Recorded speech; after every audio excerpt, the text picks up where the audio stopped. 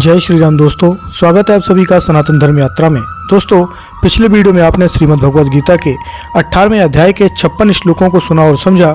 अब आइए चलते हैं श्रीमद् भगवद गीता के 18वें अध्याय के 57वें श्लोक पर। इसमें लिखा है, चेतसा सर्वकर्माणि मयि शनस्य मत्परः बुद्धि योग मुपाश्रित्य मच्चिता सततम भव। अर्थात कर्तापन के अभिमान से रहित चित्त द्वारा सभी कर्म मुझे समर्पित कर तथा मेरे परायण होकर निश्चयात्मिका बुद्धि का आश्रय करते हुए सर्वदा मुझ में चित्त वाला हो। उसके बाद 58वां श्लोक है, मच्चिता सर्व दुर्गाणि मत प्रसाद तरस्यसि अथ चेतमहंकारन श्रोयसी विनच्छसि। अर्थात मेरे स्मरणपरायण होने से, मेरे अनुग्रह से तुम समस्त दुर्ग अर्थात विघ्न बाधाओं से उत्तीर्ण होगे, और यदि तुम मेरी बातों को नहीं सुनोगे तो तुम संसार रूप नाश को प्राप्त करोगे। उसके बाद 59वां श्लोक है, यदहंकामर्ष्यत्य न योत्स्य इति मनुष्य मिथ्या विवश्यते प्रकृतिशत्ताम नियुच्छति। अर्थात अहंकार का आश्रय कर तुम ये जो सोच रहे हो कि युद्ध नहीं करूंगा, तुम्हारा यह संकल्प मिथ्या ही सिद्ध होगा, क्योंकि रजोगुणात्मिका मेरी माया तुम्हें युद्ध में नियोजित करेगी ही। उसके बाद 60वां श्लोक है, स्वावजेन कौन्तेय निबद्ध स्वयं कर्मणा कर्तु नेच्छसि यमनुहात करस्यसि सोऽपि ततः।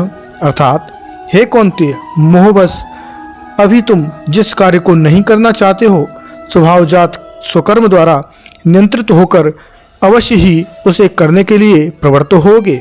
उसके बाद 61वां श्लोक है, ईश्वर सर्वभूतानां हृदयेषु अर्जुन तिष्ठति ब्राह्मयन् सर्वभूतानि यंत्रारूणानि मायया। अर्थात हे अर्जुन, सर्वंतर्यामी परमात्मा सभी जीवों के हृदय में अवस्थान करते हैं और अपनी माया द्वारा यंत्रारूढ़ की भांति जीव को संसार चक्र में भ्रमण कराते हैं। उसके बाद 62वां श्लोक है, तमेव शरणं गच्छ सर्वभावेन भारत तप्रसादंत परंपरा शांतिम यस्थानम प्रापश्यसि शाश्वतम।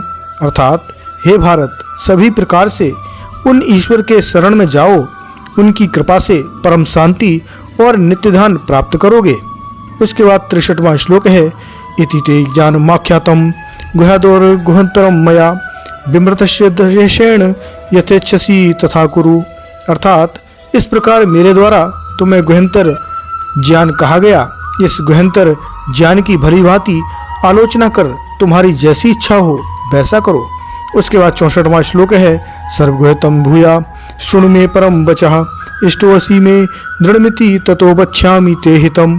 अर्थात सबकी अपेक्षा अत्यंत गोपनीय मेरा परम वाक्य पुनः श्रवण करो, तुम मेरे अत्यंत प्रिय हो, अतएव ऐसा जानकर तुम्हारे हित के लिए कहूँगा। उसके बाद 65वां श्लोक है, मनमना भव मग्धो मध्याजी माम नमस्कुरु ममो वैश्यसि सतम ते प्रतिजाने प्रवेशी में। अर्थात तुम मुझे चित्त समर्पण करो, मेरे नाम रूप लीला आदि के श्रवण कीर्तन आदि परायण होकर मेरे भक्त हो, मेरी पूजा करने वाला हो और मुझे नमस्कार करो। इस प्रकार तुम मुझे ही प्राप्त करोगे। मैं तुम्हें यह सत्य प्रतिज्ञा करता हूँ, क्योंकि तुम मेरे प्रिय हो। उसके बाद 66वां श्लोक है, सर्वधर्मान परित्यज्य मामेकं शरणं व्रज अहम त्वां सर्वपापेभ्यो मुच्यस्यामि मा शुचा। अर्थात वर्ण आश्रम आदि समस्त शारीरिक और मानसिक धर्मों का परित्याग कर एकमात्र मेरी शरण ग्रहण करो, मैं तुम्हें सभी पापों से मुक्त कर दूंगा, तुम शोक मत करो।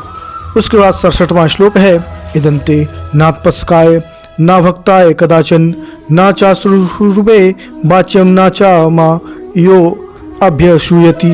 अर्थात इस गीता शास्त्र को तुम कभी भी असंयमित, अभक्त, सेवा विहीन और मुझसे द्वेष करने वाले को नहीं बताना। उसके बाद 68वां श्लोक है, यायम परम गुह्यम मद त्वेक्ष भी ध्यास्यति भक्ति मयि पराम कृत्वा मामे वैश्यंत संत संशया। अर्थात जो परम गुह्यम इस गीता शास्त्र का उपदेश करे, मेरे भक्तों को दे, वे मेरे प्रति पराभक्ति कर संशय शून्य होकर मुझे ही प्राप्त करेंगे। तो दोस्तों, यहाँ पर श्रीमद् भगवद गीता के 18वें अध्याय के 68 श्लोक समाप्त हो जाते हैं। तो अभी तक आप क्या समझे, कृपया कमेंट बॉक्स में अवश्य बताइए। बने रहिए सनातन धर्म यात्रा के साथ और लेते रहिए रोचक एवं धार्मिक जानकारियां प्रमाणों के साथ। धन्यवाद। जय श्री राम।